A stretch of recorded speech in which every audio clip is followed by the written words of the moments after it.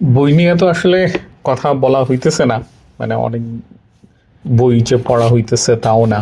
কিন্তু আগের অনেক বই নিয়ে কথা বলার প্ল্যান আছিল। ওগুলো তো আসলে কিছু পেন্ডিং রয়ে গেছে।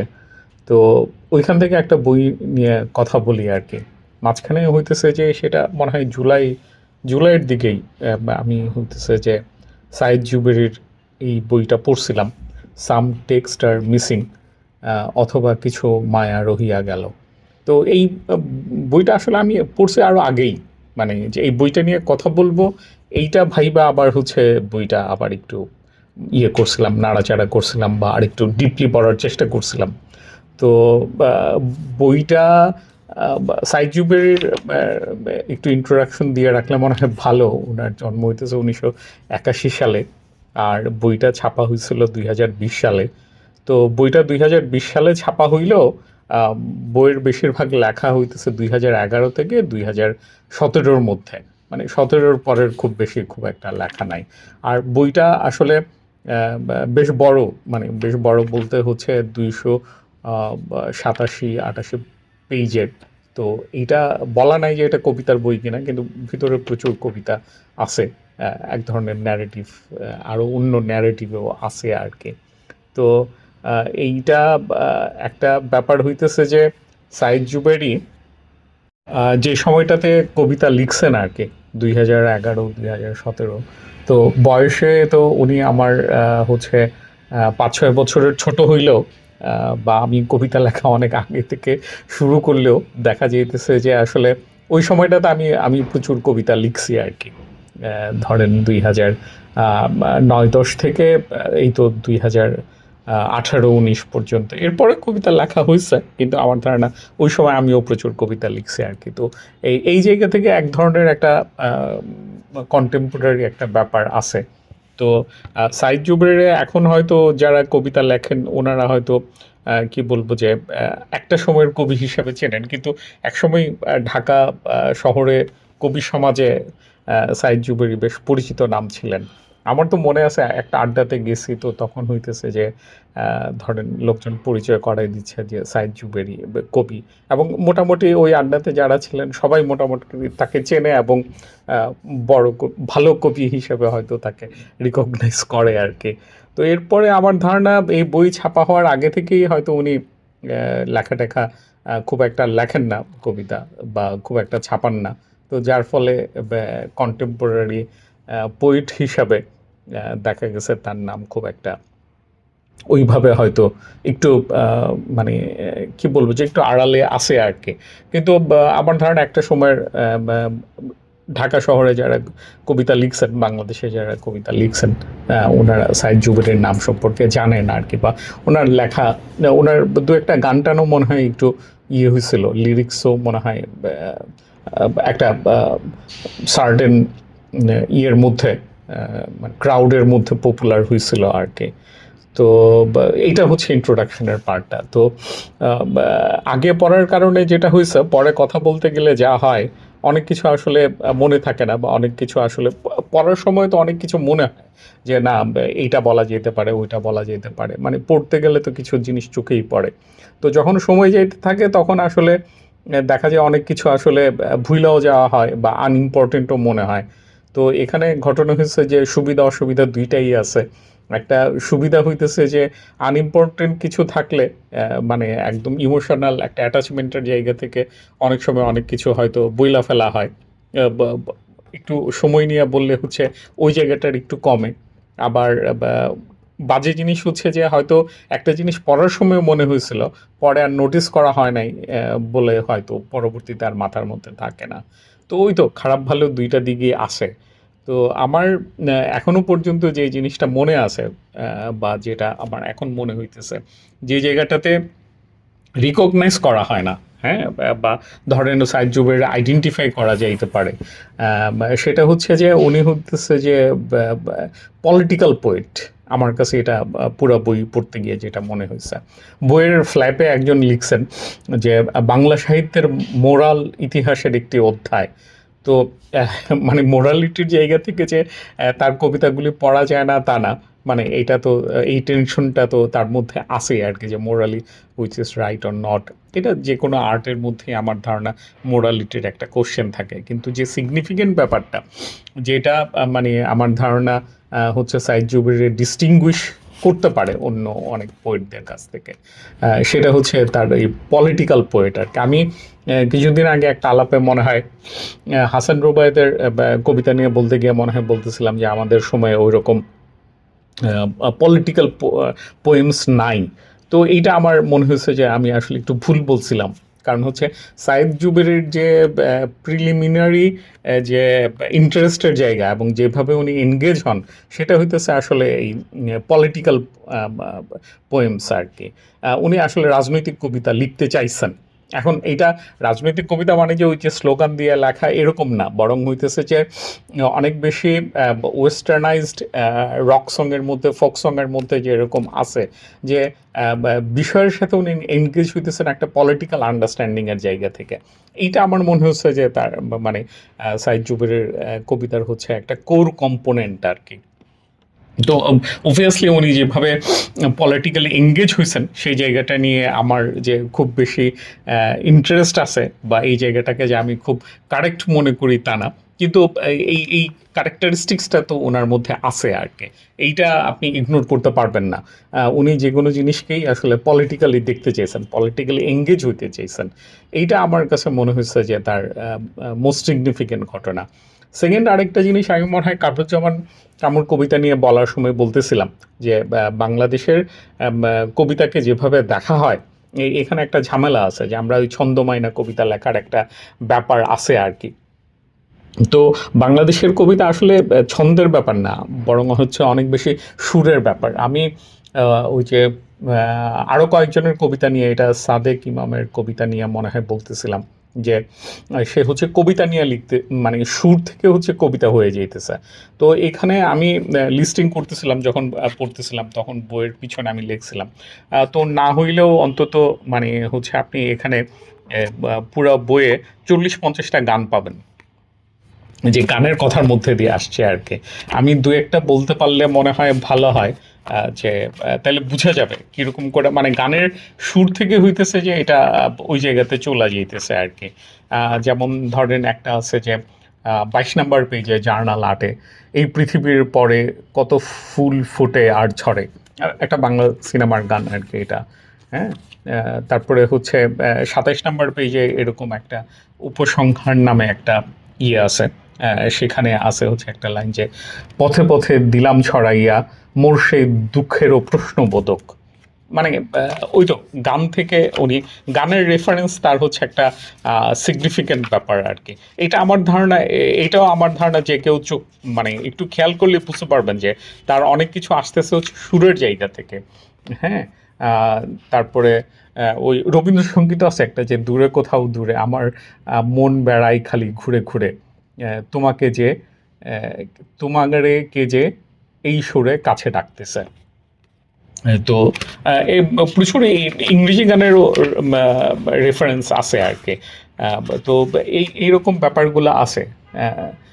তো এইটা আরেকটা ঘটনা আর কি। সেকেন্ড ঘটনা যদি বলি যে হইতেছে যে একটা সুরের সাথে রিলেট করতে চাওয়া, তো এইটা আমার কাছে পজিটিভ জিনিসই মনে হয়।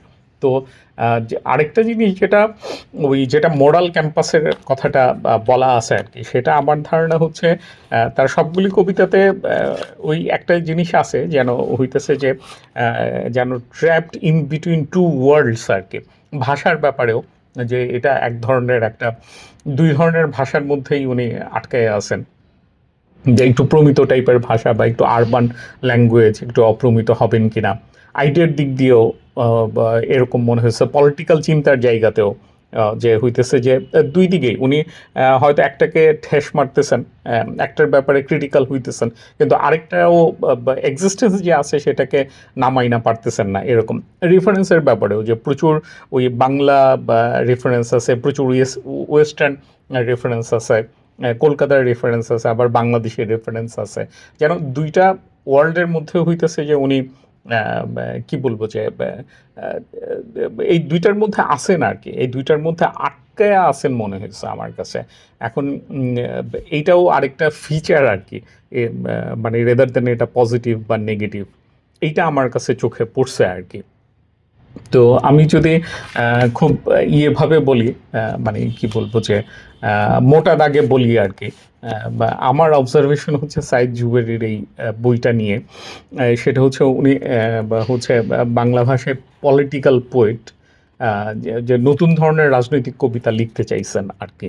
এইটা আমার মনে হয় যে ওনার one of the most significant ঘটনা এই কবিতাগুলির মধ্যে। সেকেন্ড ঘটনা হচ্ছে উনি হচ্ছে সুরের জায়গাটাকে এক্সপ্লোর করতে চাইছেন একভাবে, বা ইনক্লুড করছেন ওনার কবিতাতে। আর থার্ড জিনিস হইতেছে যে উনি দুইটা ধারণার মধ্যে, দুইটা দুনিয়ার মধ্যে যেন ট্র্যাপড হয়ে আছেন, এইরকমের একটা অ্যাংজাইটি ওনার কবিতার মধ্যে দেখা যায় আর কি। তো এখন এই জিনিসগুলি থেকে তো আরও বেটার এক্সপ্লেন করা যেতে পারে, উদাহরণ দিয়ে বলা যেতে পারে।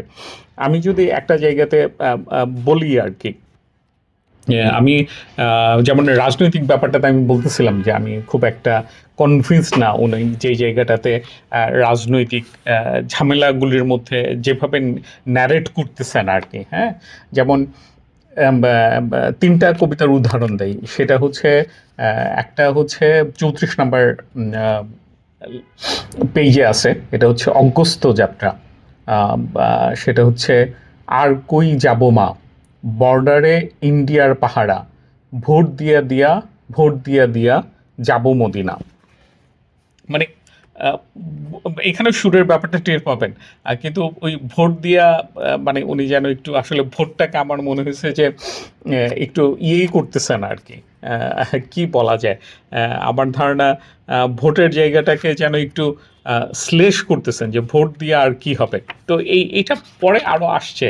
হ্যাঁ, বা পরে আরও আসছে হচ্ছে, আমি বলি যে আরেকটা ওই যে 89 নাম্বার পেজে আছে, all quiet on the western front, ওখানে বলতেছে যে ফ্রিডম ইজ অ্যানাদার জেলখানা। বা কবিতাটা শেষ হইতেছে এরকম বোল্ড পয়েন্ট দিয়ে বলা যে নাকি শুধু ভোট দিয়ে মরে যেতে হবে, মানে ভোট দিয়ে তো কিছু হবে না, ভোট দিয়ে তো আপনি আসলে বিপ্লব করতে পারতে হবে। তো এইরকম ভোটের দুনিয়ার প্রতি ওনার এক ধরনের কি বলবো যে উন্নাসিকতা আছে, বা উনি সেটাকে ইনসাফিসিয়েন্ট মনে করতেছেন। এখন মনে করতেই পারেন, কিন্তু তখনকার পলিটিক্যাল কনটেক্সটের কথা যদি ভাবেন, তো সেটা তো আসলে শুধুমাত্র ভোটের ব্যাপার ছিল না, সেটা সাম কাইন্ড অফ রাইটসের ব্যাপারও ছিল। মানে এখন কবিতার সাথে তো আপনি আইডিওলজির জায়গা নিয়ে আসলে তর্ক করতে পারেন না, কিন্তু ওনার তো ন্যারেটিভের মধ্যে এটা আসলে খুব ইন্ট্রিগাল পার্ট আর কি। যেমন 93 নাম্বার পেজে, হ্যাঁ, এইখানে একদম উনি বর্ণনা দিচ্ছেন নীল ব্যাং ও ছায়া নামে লেখাটা। এইখানে 93 নাম্বার পেজে যদি আমি বলি, এরকম একটা ন্যারেটিভ আছে যে 1947 পৃষ্ঠাতে দ্বিজাতি তত্ত্বের খাসামাল বানাইবার লাগছে। 1999 পৃষ্ঠায় ছায়াটা উদীচীর পহেলা বৈশাখের রমনা বটমূলে গ্রেনেড নিয়ে যাইতেছে। 2004 পৃষ্ঠায় দেখি ছায়াটা হুমায়ুন আজাদের ঘাড়ে কোপ বসাইতেছে। 1991, 1996, 2008 পৃষ্ঠার পর পৃষ্ঠার নির্বাচনী নেশায় ছায়াটা সংখ্যালঘুর উপর দা বল্লম নিয়ে হামলায় পড়তেছে। এখন উনি এই যে ন্যারেটিভটার কথা বলছেন, সেটা তো আমরা জানি যে মানে, বা এখন বুঝতেই পারি যে এগুলি তো আসলে অনেক বেশি বাকশালী মিডিয়ার বয়ান ছিল আর কি। ওই বয়ানের সাথে উনি সাপ্লিমেন্ট করছেন ব্যাপারটা এরকম না, কিন্তু হচ্ছে এটার সাথে আমার মনে হয়েছে যে এক ধরনের ডিটাচমেন্টটা উনি তৈরি করতে পারেন নাই। মাঝে মধ্যে হয়তো আমার ধারণা এই এই রাজনৈতিকতার সাথে উনি রাজনৈতিকতা যে এনাফ না, মানে সেটারে পার হয়ে গিয়ে যে আসলে বিপ্লব করতে হবে, সেটার জায়গাতে মনে হয় যে ওনার এক ধরনের আগ্রহের জায়গা ছিল আর কি। বা মানে এটা আমার জাস্ট গেজিং আর কি। তো সুতরাং ওই বিপ্লবটা তো হইতেছে না, বরং বিপ্লবের যে তৃষ্ণাটা আছে সেটা তো আসলে মারা যাইতেছে। তো ওই ধরনের একটা ক্রাইসিস এখানে আছে আর কি, যে পলিটিক্যাল জায়গাতে যে কারণে হইতেছে যে ওনার পলিটিক্যাল, মানে এটা শুধুমাত্র মানে এইটুকুই না, মানে আরও পজিটিভ জায়গা আছে আর কি। মানে আমি নেগেটিভ 3টা পয়েন্ট বললাম, কিন্তু তার মানে যেমন লাস্টের দিকে একটা ছিল, সেটা হচ্ছে লক আপ নামে 285 নাম্বার পেজে এখানে একটা ছবি দেয়া আছে, লকআপে ২ জন লোক নামাজ পড়তেছেন। আর এখানে একটা নাম, মানে লাইনটা হচ্ছে এরকম, "আমার নাম ছিল মিলন। মানুষ আমাকে ব্যবহার করে, করে বানিয়েছে মিলা।" মানে লকআপে রিমান্ডে যা হয় আরকি, মানে মিলন তো মিলা হয়ে যায়। তো এই যে পলিটিক্যাল রিয়ালিটি, সেটার একটা আমি দেখি যে আ আম আ জায়গা উনার কবিতার মধ্যে আছে, যে বাংলাদেশের ২০১১ থেকে ২০১৭ কথা যদি বলেন, ওই সময়ের যে পলিটিক্যাল রিয়ালিটি আছে, মানে যে সাফোকেশনটা আছে, সেই জায়গাটাকে উনি ইলাস্ট্রেট করার একটা ট্রাই এখানে আছে আরকি। তো আমি যদি একটা সীমাবদ্ধতার জায়গাগুলি, বা সীমাবদ্ধতা বলাটা হয়তো ঠিক হবে না। মানে ব্যাপারটা হইতেছে যে ধরেন মানে ক্রিটিক্যালি যদি আমি দেখার ট্রাই করি যে কোন, কোন জায়গাতে আমার মনে হয়েছে যে অ্যা মানে উনার কবিতার জায়গাগুলিতে উনি আরো এক্সপ্লোর করতে পারতেন। যেই জায়গাগুলির সামনে গিয়ে উনি আসলে আটকায়ে গেছেন। ওই যেটা আমি বলতেছিলাম যে ট্র্যাপড ইন বিটুইন টু ওয়ার্লডস, এই ঘটনাটা ঘটছে। সেখানে আমি আসলে বা ২-৩ টা জিনিস দেখি আরকি। ১ নাম্বার জিনিসটা হচ্ছে তো ওই ভাষার ব্যাপারে। ভাষার ব্যাপারে তো আসলে হইতেছে, আমার কথা হইতেছে যে এইটা খুব মানে ভুল কথা যে আসলে কোনো কবিকে কোনো ডিসিশন নিতে হয় না, বা কোনো সিদ্ধান্ত নিয়ে কবিতা লিখতে হয় না। কবিকে হচ্ছে খুব ফ্রি ফ্লোয়িং একটা আইডেন্টিটি হইতে হয়। এটা অবশ্যই হইতে হয়। মানে কিন্তু হইতেছে যে এর আগে তার মনের মধ্যে আসলে কিছু ডিসিশন আসলে তাকে নিয়ে নিতে হয়। মানে এটা ছাড়া আসলে হয় না। তো আমার মনে হয়েছে যে সাইদ জুবেরি যখন হচ্ছে তার বেইজের কনফিউশনগুলিকে দেখাইতে চাইছেন, তখন ওই কনফিউশনগুলিকে উনি রিভিল করছেন। কিন্তু এই রিভিল করার পিছনে যে একটা ডিসিশন মেকিং এর ব্যাপার আছে, ওই জায়গাটাতে আমার মনে হয়েছে যে উনি হেসিটেট করতেছেন। যে এই হেসিটেশনটা আসলে তো অনেক জায়গা থেকে আসে। আমাদের বন্ধু-বান্ধব চারপাশ আছে। মানে উনি যেই সমাজের কবি ছিলেন, বা কবি, আমরাও তো আসলে মুশকিল হইতেছে যে মিডল ক্লাস রিডারদের জন্যই তো লিখি। মানে আমরা ক্লাস পজিশন তো আমাদের মিডল ক্লাস। তো সুতরাং আমাদের কবিতাগুলি তো আসলে আমরা চাইলেও খুব মানে লার্জার পপুলেশনের সাথে আসলে অ্যালাইনড হইতে পারি না। কিন্তু ওই ইচ্ছা থাকাটা, ওইদিকে যাইতে পারাটাও আমার মনে হয় যে এনাফ আরকি। ওইভাবে যাইতে পারলে মানে ভাষার জায়গাটাতে উনি একটা ডিসিশন মেক আমার ধারণা করতে পারেন, বা এটা হয়তো আছেই ওনার। উনি হয়তো ওই কনফিউশনগুলিকে এড়ায় যে একটা জায়গাতে যাওয়া, সেই জায়গাটাতে মানে ভিজিবল করতে পারতেন আরকি। আমার ধারণা এই জায়গাটা উনি কনফিউশনটাকে উনি এক্সপ্লোর করে গেছেন। কিন্তু এটাকে উতরায় গিয়ে যে ভাষার ডিসিশনটা উনি নিছেন, সেইটা উনি খুব স্ট্রংলি আপহোল্ড করাটাকে মানে ভিজুয়ালাইজ করতে পারেন নাই আরকি, বা সামনে আনেন নাই। এইটা একটা ঘটনা মনে হয়েছে ভাষার জায়গা থাইকা আরকি, যে ব্যা ঠিক আছে, আমি তো এই কনফিউশনগুলি আছে, দেন আমি তো এক্সপ্লোর করতেছি। তো ওনার এই জায়গাতে কোনো ভয়-ভীতির কারণে এটা করতেছেন সেটা না। এইখানে তো কিছু ইংরেজি কবিতাও রাখছেন। মানে হুইচ ইজ গুড আরকি। কারণ ভাষার ব্যাপারে তো ওনার একটা ইয়ে আছে, লাইন আছে। একটা ইংলিশ কবিতাতেই, টেক্সটেই, সেটা ২৬৩ নাম্বার পেজে। লাইনটা এরকম যে, "there is a pain I could not explain in colonial language." তো ওই টেনশনটা তো উনি আসলে ফিল করছেন। তো এই জায়গাটা তো আসলে এই যে বাংলা ভাষায় আমি ইদানিং দেখি যে লোকজন আসলে হচ্ছে ইংরেজিতে লেখা শুরু করে দেন আরকি, বাংলা ভাষার কনফিউশনটা এড়ানোর জন্য। তো এটা কোনো মানে রাইট ওয়ে বইলা আমার কাছে মনে হয় না আরকি। আমি যেভাবে বাংলা মনে করি এভাবে লিখে ফেলতে পারাটা ভালো।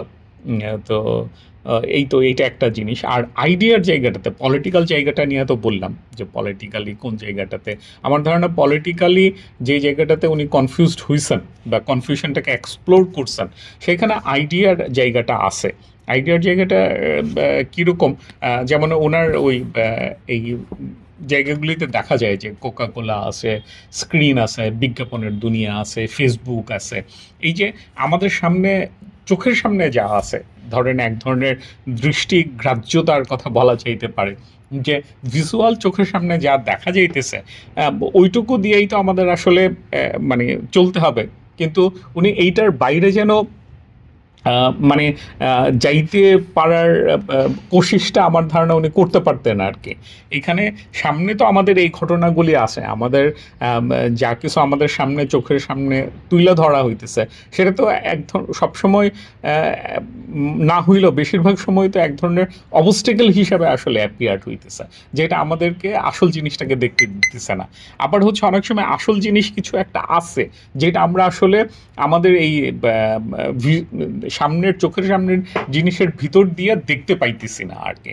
তো অনেক ধরনের রাস্তাই আছে আর কি। এই রাস্তাগুলির মধ্যে উনি বাইসা নিছেন হচ্ছে আসলে চোখের সামনে যা দেখা যাইতেছে, এবং এই চোখের সামনে যা দেখা যাইতেছে সেটাকে উনি একটা অবস্টেকল হিসেবে আইডেন্টিফাই করতে পারতেছেন। সেই অবস্টেকলটা নিয়েই হচ্ছে উনি ওরিড হইছেন আর কি। তো আমার কাছে আইডিয়ার এই জায়গাটা মনে হয়েছে যে চোখের বাইরের যে জায়গাটা আছে সেই জায়গায় উনি স্টেপ ইন করাটা ওনার একটা আনএক্সপ্লোর্ড জায়গা আছে। আমি জানি না পরে উনি হয়তো কবিতা লিখলে ওই জায়গাগুলিতে আমরা পাবো। আমার ধারণা হইতেছে যে আমাদের এখানে বিপ্লবী মানসিকতারও একটা সমস্যা আছে। সমস্যাটা কীরকম, যে ধরেন ওই আগের দিনের ভালো আইডিওলজিস্ট যারা ছিলেন ওনারা তো অনেক ভালো মানুষ ছিলেন। ওনারা হইতেছে যে একটা সময়ের এক রকমের কবিতা লিখছেন, তারপরে মনে করেন যে না, আমি তো আসলে আর চেঞ্জ হইতে পারবো না, বা চেঞ্জ হইলে তো সেটা হচ্ছে এক ধরনের হিপোক্রেসি হয়ে যাবে। তো ওই যে নৈতিকতার ওই জায়গাটা আমার মনে হয়েছে যে এটা হিপোক্রেসির কোনো ঘটনা না আর কি। আমি একটা সময় লাইফকে একভাবে দেখতেই পারি, আর একটা সময় আবার আসলে আমার লাইফকে দেখার ঘটনা আসলে চেঞ্জ হইতেই পারে। আর আরেকটা জিনিস হয়তো মানে বলা মিস গেছে আমার, সেটা হচ্ছে উনি যে কোনো জিনিসের সাথেই খুব কি বলবো যে ইমোশনালি কানেক্টেড হয়েছেন, এবং এইটা তো আসলে বেশ স্ট্রং পার্ট আর কি। অনেক হাজার হাজার কবিতা আমরা পাই যেখানে আসলে কোনো ইমোশনাল অ্যাটাচমেন্ট নাই আর কি। তো এইটাও ওনার কবিতার একটা আমার মনে হয় যে পজিটিভ জিনিস। তো আসলে আমার ওনার কবিতা নিয়ে বলার ব্যাপারে একটা অস্বস্তি হচ্ছিল, সেটা আমি ওনাকে বলছিও। সেটা হইতেছে যে একটা কবিতা নিয়ে আর কি। সেটা হচ্ছে 231 নম্বর পেজে একটা কবিতা আছে শান্তি চুক্তি নামে, যে ভেসে থাকা মেঘের কোলে হেসে থাকা রোদ, ওই কোলে আমি বসিব, পাহাড় আমার ভালো লাগে, পাহাড়ে শান্তি নাই, ও আমি কেমন করে পর্যটক হব। তো এই কবিতাটা হইতেছে যে আরেকজন মানে আমার পরিচিত আরেকজনের ফেসবুক স্ট্যাটাসও আমি এটা দেখছি যে এই একই নামে ওনার হতেছে যে এই 4 লাইনের পরে আরও কিছু কবিতা আছে আর কি। তো তখন আমি মানে এখন এইটার তো আসলে ইয়ে করা ভেদ করা মুশকিল আর কি। এটা আমি জুবেরিকে জানাইছি যে দেখেন এইটা কি কার, আসলে দুইজনেই তো দেখতেছি সেম ব্যাপার আছে।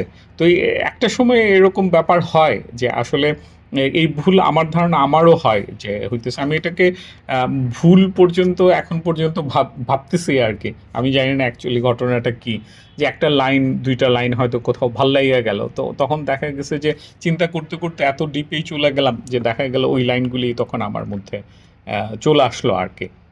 তো তখন এরকম চিন্তার ক্ষেত্রে তো এটা খুবই হয়। যেমন ধরেন আপনি কারো একটা চিন্তা দেখলেন, তো তারপরে হচ্ছে সেই চিন্তাটাকে বাড়াইতে থাকলেন, বাড়াইতে বাড়াইতে দেখা গেল যে আসলে মানে এইটা যে একটা কম্বাইন্ড ঘটনা সেটা আসলে মিসিং হয়ে গেল। যেমন ধরেন আমার কিছুদিন আগে মনে পড়তেছিল যে একটা গান আছে, যে একই সুরের দুইটা গান আছে, ওই যে কর্ণফুলী রে সাক্ষী রাখিলাম তোরে, এইটা আবার একই সাথে হচ্ছে ওই যে মুজিব পরদেশীর গলায় মনে হয় এটা একটু বিখ্যাত হয়েছিল। সেটা হচ্ছে ওই যে আমার প্রাণবন্ধুরে ইয়ে রাখিলাম তোরে, এইরকম মানে দুইটা গানই হচ্ছে সমান জনপ্রিয় আর কি, কিন্তু একই সুরের গান। ওই যে আমাদের জাতীয় সঙ্গীত নিয়েও তো একই ধরনের ঘটনা আছে আর কি, যে হচ্ছে গগন হরকরার যে সুর, অরিজিনাল সুর তো ওনার, কিন্তু দেখা গেছে যে গান তো আসলে রবীন্দ্রনাথেরটা বেশি পপুলার হয়ে গেছে আর কি, মানে ন্যাশনাল অ্যান্থম হওয়ার কারণে। কিন্তু গানের সুরের ক্ষেত্রে যে ব্যাপারটা, কবিতার ব্যাপারে তো একই রকম ঘটনা ঘটে না, কারণ এখানে তো শব্দগুলি হচ্ছে হুবহু ব্যাপার আর কি। তো আমার মনে হয় যে এটা ওনারা মানে নিজেদের মধ্যে সর্ট আউট করে নিতে পারলে ভালো, যে আসলে মানে ব্যাপারটা কিভাবে ঘটছিল আর কি। তা নাইলে এটা হইতেছে যে আমার মনে হয় যে একটা কি বলবো যে অস্বস্তিকর একটা ব্যাপার হয়ে থাকে আর কি। মানে আমার জন্য একটা অস্বস্তিকর ব্যাপার হয়ে আছে যে আসলে হুইচ ইজ ট্রু বা হইতেছে যে আসলে কে লিখছেন। তো এই একটা লেখার জন্য আই গেস যে আসলে জুবেরের অনেক কবিতা মানে ইয়ে হয়ে যায় না, মানে কি বলবো যে উনি যে কবিতাগুলি লিখছেন বা এই যে ন্যারেটিভটা আছে সেটা বাতিল হয়ে যায় না আর কি। তো তো অনেক লেখা, আমি যেটা বলতেছিলাম যে এখানে কবিতা আছে মানে এমন কিছু ন্যারেটিভ আছে, এর মধ্যে বেশ কিছু পছন্দের জিনিসও আছে। যেমন আমি কিছু জিনিস দাগ দিয়ে রাখছিলাম যে এগুলি পড়তে আমার ভাল লাগছে আর কি। এরকম বেশ ৮-১০টা কবিতা তো আমার মনে হয় যে বলার মতো আছে আর কি। তো এই হচ্ছে আমার বই নিয়ে কথা আর কি। আমার ধারণা আমি খুব অল্প একটু জায়গায় সাইদ জুবেরের কবিতার অল্প একটু জায়গা নিয়েই আমি একটু হাইলাইট করতে পারলাম আর কি। আই গেস তার কবিতা নিয়ে তো আসলে বলার আরও জায়গা আছে আর কি। মানে ইনফ্যাক্ট আমার মনে হয় যে বাংলাদেশের যারাই কবিতা লিখতেছেন কোন কোন জায়গায় আসলে ইয়ে করতেছেন, মানে রিচ করতে পারতেছেন, কোন কোন জায়গা তে ট্রাই করতেছেন, এই জিনিসগুলি নিয়ে কথাবার্তা হইতে পারলে তো ভালো আর কি। তো আমার এই অ্যাটেম্পটা হয়তো একটু দুর্বল অ্যাটেম্পটই হইল, কিন্তু আই গেস আমি ২-৩টা পয়েন্ট মেক করতে পারছি আর কি, বা অ্যাটলিস্ট ২-৩টা পয়েন্ট আমি মেক করতে চাইছি, যেটা আসলে সাইদ জুবেরের কবিতার হোল এলিমেন্ট না আর কি। সেটা আমার ধারণা যারাই শুনবেন সেটা যদি মাথায় রাখেন তাইলে বেটার হয় আর কি। তো এই হচ্ছে আর কি আমার বইটা নিয়ে কথা।